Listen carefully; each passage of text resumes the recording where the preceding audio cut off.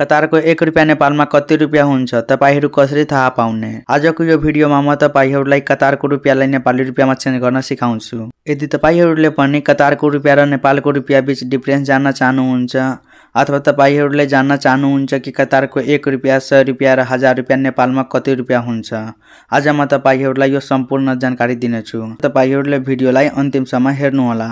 आउनुस् अब भिडियोलाई सुरु गरौँ। कतारको रुपैयाँलाई नेपाली रुपैयाँमा चेन्ज गर्नको लागि बदल्नको लागि तपाईले के गर्नु होला, गुगल अथवा क्रोम ओपन गर्नु होला। मैले यहाँनिर गुगल ओपन गर्छु। ओपन गरिसकेपछि सर्चमा तपाईहरुले लेख्नु होला 1 कतारी रियाल इन नेपाली रुपीज। यति लेखिसकेपछि तपाईहरुले साथीहरु सर्च गर्नु होला।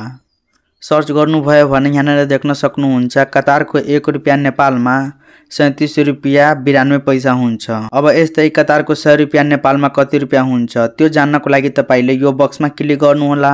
क्लिक गरिसकेपछि तपाईले यसमा 100 लेख्नु होला। लेख्नु भयो भने त्यसको तलपट्टि यहाँनिर देख्न सक्नुहुन्छ कन्भर्ट भएर आइसकेको छ। कतारको 100 रुपैयाँ नेपालमा 3791 रुपैयाँ 65 पैसा हुन्छ।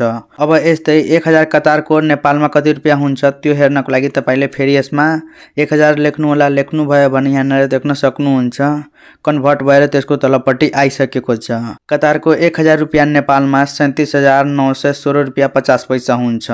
साथीहरु यहाँनिर देख्न सक्नुहुन्छ कतारको 1 रुपैयाँ अहिले नेपालमा 37 रुपैयाँ हुन्छ।